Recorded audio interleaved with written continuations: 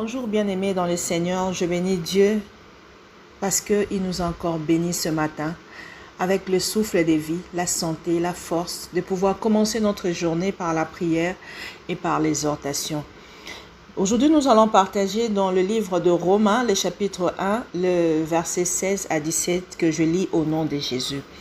Car je n'ai point honte de l'évangile, c'est la puissance de Dieu pour le salut de quiconque croit, du juif premièrement puis du grec. Parce qu'en lui est révélée la justice de Dieu par la foi et pour la foi, selon qu'il est écrit, le juste vivra par la foi. Bien-aimés, nous devons apprendre à vivre par la foi. Si nous déclarons que nous sommes enfants de Dieu, donc nous devons vivre comme Dieu. Et pour vivre la vie de Jésus-Christ, nous devons avoir la foi. Bien-aimés, la Bible dit, sans la foi, personne ne verra Dieu. Sans la foi, personne ne peut manifester les œuvres de Jésus-Christ. Sans la foi, tu iras nulle part. C'est pourquoi Jésus-Christ nous demande d'avoir même une petite foi comme les graines de sénévé pour accomplir des miracles. C'est pourquoi nous devons être sûrs, comme Galates 3, 26 nous dit, nous sommes tous les enfants de Dieu en Jésus-Christ par la foi. Bien-aimé, si tu sais que tu es un enfant de Dieu, tu dois bannir la peur en toi.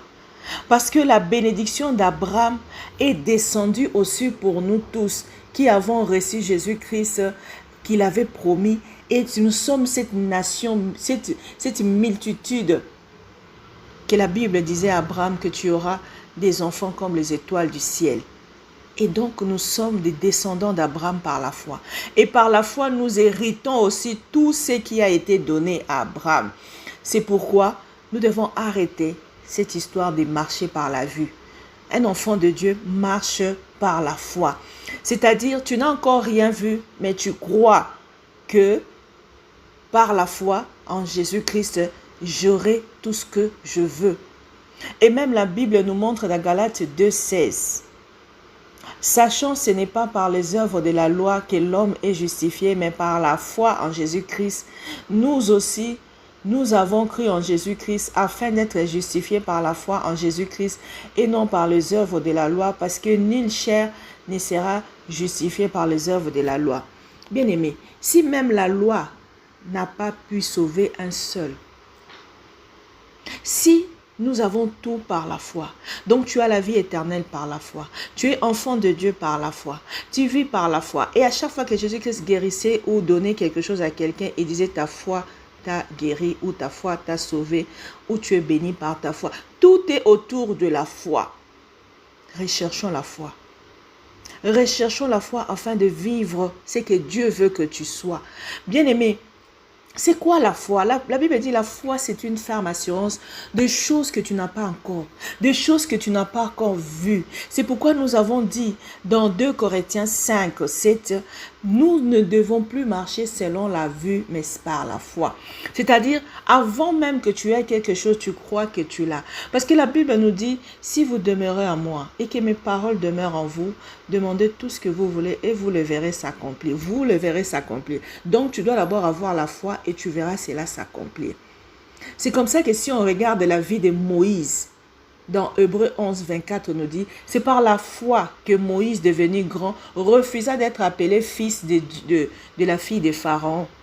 C'est aussi par la foi, lorsque nous avons cru en Jésus-Christ, nous refusons de vivre notre ancienne vie. C'est pourquoi nous nous sommes fait baptiser. C'est pourquoi nous désirons vivre comme de nouvelles créatures, renouvelées de l'esprit, de corps et de l'âme. Raison pour laquelle nous prions tout le matin, nous nous exhortons, nous lisons la parole de Dieu pour connaître la parole de Dieu et de vivre selon la volonté de Dieu. Bien-aimé, c'est par la foi aussi que Moïse, il a quitté l'Égypte, n'ayant pas peur du Pharaon, mais il regardait, la Bible dit, il regardait, il était ferme, comme voyant celui qui est invisible, mais il n'avait pas vu Dieu comme ça. Quand il a quitté l'Égypte, il n'avait même pas encore vu de buisson ardent, mais il était déjà en train de visualiser que s'il y a un grand Dieu qui existe, c'est que les choses ne doivent pas se passer comme ça. C'est que je ne suis pas à ma place.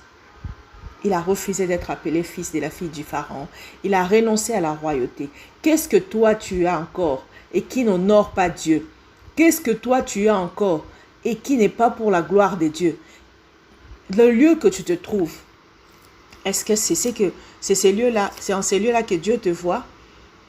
Bien-aimé, aujourd'hui tu peux te dire, bon, si je quitte ma condition aujourd'hui, qu'est-ce que je vais devenir? C'est pourquoi nous avons dit, si tu es enfant de Dieu par la foi, tu vas vivre aussi par la foi. Et nous avons la foi qu'en Jésus-Christ, nous avons la liberté d'approcher à Dieu. Éphésiens 3:12 nous dit, en qui nous avons, par la foi en lui, la liberté de nous approcher de Dieu avec confiance. Que si nous voulons que notre condition change, elle va changer. Bannissons la peur. La peur, c'est l'ennemi de la foi. Dès que tu commences à douter, dès que tu commences à poser des questions sur ta condition. Si Abraham, quand on lui a dit quitte ton pays et va dans le lieu où je t'enverrai, il n'avait pas encore vu le lieu. Il commençait à poser la question, je suis riche, je vais aller où? Il a pris tout ce qu'il avait, sa richesse, tout, il partait là où il ne savait pas. Il n'avait pas d'indication, il devait seulement se mettre en route et commencer à marcher. Et Dieu, comme le GPS, nous montrait les chemins. Bien-aimés, nous devons avoir la ferme confiance en Dieu, qu'avec lui, nous avons tout. Si nous regardons le monde, nous regardons les oiseaux du ciel qui ne sèment ni ne moissonnent, mais ils vivent comment? Par la foi. Chaque jour, quand un oiseau se lève, il bénit Dieu et il sait qu'aujourd'hui encore, je vais manger. Mais il ne travaille pas. Et la Bible nous dit de regarder la nature pour que nous soyons enseignés de la volonté de Dieu sur notre vie. Dieu veut que tu dépendes de lui totalement. C'est pourquoi quand Jésus, on lui a demandé, montre-nous comment prier. Il a dit, prie notre Père qui est aux cieux, que ton règne vienne, que ta volonté soit faite sur nous comme au ciel. Donc s'il y a une volonté de Dieu au ciel, elle doit se manifester sur la terre. Et la volonté de Dieu, c'est que tu vives heureux sur la terre, que tu domines sur la terre, que tu contrôles la terre, que tu instruises, que tu multiplies, que tu te multiplies aussi. Et les projets de paix et de bonheur sont les projets que Dieu a fait pour toi. Alors, armés de cette pensée, armés de la parole de Dieu, nous devons marcher par la foi. C'est par la foi même qu'une prostituée, qu'on a appelée Rahab, Hébreux 11:31, il dit, c'est par la foi que Rahab, la prostituée, ne périt pas avec les rebelles, parce qu'elle avait reçu les espions avec bienveillance. Si une prostituée a eu la foi aux hommes de Dieu qu'il avait vus, il a mis sa foi en ce qu'on ne me tuera pas, je vais les héberger, je vais les garder. Et toi, enfant de Dieu? Et toi, enfant de Dieu? Est-ce que tu as la foi de quitter ta condition d'aujourd'hui? Est-ce que tu as la foi d'abandonner cet homme qui n'est pas le tien? Est-ce que tu as la foi que Dieu peut te donner un mari à toi?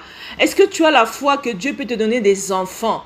Est-ce que tu as la foi même que la douleur que tu ressens là peut partir à l'instant où tu demandes à Dieu qu'elle parte? Peut partir à l'instant où toi-même tu leur donnes de partir? Est-ce que tu t'es jamais demandé, poser cette question si ce n'est pas toi-même qui garde tout ce que tu endures? Si ce n'est pas toi-même la cause de ton malheur? Un jour, Dieu a dit à Job, viens, viens. Viens te justifier. Viens, on va savoir qui entre nous deux a raison. Parce que tu murmures sur ta condition. Bien-aimé, toute chose concourt au bien de ceux qui aiment Dieu. Et c'est par la foi que nous nous arrachons tout. Dieu veut des fois qu'il y a des choses qui soient impossibles à toi pour qu'il te montre que rien n'est impossible à lui. Et que si tu crois à lui, tout est possible aussi à toi qui crois en lui. C'est pourquoi nous allons prier. Nous allons demander à Dieu de nous donner la foi. Prions au nom de Jésus-Christ. Merci Seigneur Jésus-Christ, notre Seigneur. Toi qui nous as donné l'apostolat pour ramener en ton nom à l'obéissance de la foi tout le monde, Seigneur. Je veux que tous parviennent à la connaissance de ta parole afin qu'ils soient sauvés. Je veux que tout le monde parvienne à la connaissance de ton nom, de ta condition envers l'humanité, afin qu'en regardant à la croix, nous soyons sauvés. Car tu as sauvé l'humanité. Tu es Dieu, tu es notre Seigneur et notre Roi. Yahweh, nous voulons vivre par la foi. C'est pourquoi ne regarde pas notre faiblesse. Mais nous voulons, Seigneur, savoir qu'en toi, tu nous as déjà libérés de la chair, afin que nous puissions manifester la foi en toi Viens Seigneur Saint-Esprit, nous rappeler ces choses. Car la Bible dit, tu es notre consolateur. Tu es celui qui nous rappelle notre condition d'enfant de Dieu. Seigneur, en ce moment, j'aimerais prier pour tout celui qui n'a pas la foi, afin que tu puisses leur donner la foi. Seigneur, sans la foi, personne ne pourra te faire plaisir, car on ne saura pas ce que tu aimes ou ce que tu n'aimes pas. C'est pourquoi nous prions mal de foi par le but de satisfaire nos désirs et nous n'avons rien. Nous voulons, Seigneur, croire que tu es celui qui donne la nourriture, tous nos désirs chaque jour de notre vie. En cela, nous ne devons pas baisser les bras parce que nous savons que nous sommes là, tu pourvoiras tout. Mais toi, tu bénis les travaux de nos mains. C'est pourquoi bénis tes enfants, Seigneur, oh Dieu. Bénis, Seigneur, oh Dieu, multiplie. Parce que, Seigneur, à chaque fois que tu as fait la multiplication de quelque chose, tu as pris quelque chose dans la main de quelqu'un. Oh Seigneur, apprends-nous, Seigneur, à comprendre ces mystères. Apprends-nous, Seigneur, à vivre dans ta présence. Ne regarde pas nos faiblesses, mais nous voulons être instruits par toi. Nous voulons être instruits par toi. Nous voulons, Seigneur, oh Dieu, comme les enfants d'Israël, renverser les montagnes, Seigneur, qui est autour de notre vie par la foi. Seigneur, par la foi, je brise tout esprit d'incrédulité qui a embrasé le monde en ce jour. Je brise tout aveuglement au nom de Jésus. Je brise tout ce qui est cet esprit de venir moderniser les choses dans la parole de Dieu. Je chasse toute forme de convoitise au nom de Jésus. Je confesse que nous vivrons par la foi, que nous marcherons en regardant en toi, que nos yeux se fixent en toi, que nos vies soient pour toi un parfum de bonne odeur. C'est pourquoi, mon frère, ma sœur, nous voulons être maintenant en prière. Que chacun prie pour sa condition. Tu sais exactement ce que tu as comme besoin. Tu sais les désirs de ton cœur en cet instant. Ce matin, la façon dont tu te levais, tu as su ce que tu veux à l'instant où tu as posé tes pieds à terre, où tu as senti quelque chose. Mais personne ne peut te donner les désirs de ton cœur si ce n'est Dieu. Car il a dit, faites de l'Éternel vos délices. Il vous donnera les désirs de vos cœurs. Et celui qui a goûté à cela ne reste plus la même, sa foi a augmenté. Si tu veux que le Seigneur soit ton délice, fais-lui confiance. Enlève la peur, enlève les critiques et les murmures. Tu n'es pas venu sur terre pour accompagner quelqu'un. Et même des fois quand tu souffres, c'est parce qu'il veut que tu tournes te regardes sur lui, parce qu'il est là en train de te regarder. La Bible nous dit qu'il a les regards fixés sur celui qui souffre, c'est celui qui a le cœur brisé. Celui qui a brisé ton cœur, c'est un homme. Mais Dieu peut la reconstituer. Il est le docteur de maladies psychosomatiques. Il est le seul qui puisse donner la paix là où le monde t'a donné la tristesse. C'est pourquoi en ces jours, je bénis ta route. Je bénis tout ce que tu entreprends. Je bénis ta vie. Je confesse ta guérison. Je confesse qu'en Jésus-Christ, tu as tout ce que tu désires. Il suffit seulement de demeurer dans la crainte de Dieu. Il suffit seulement de garder tes yeux fixés à Dieu. Il suffit seulement pour toi de croire que tu es enfant de Dieu par la foi. Et tu hériteras de lui la vie éternelle. Tu hériteras de lui une bonne condition dans ce siècle-ci. Et à ta mort, la vie éternelle.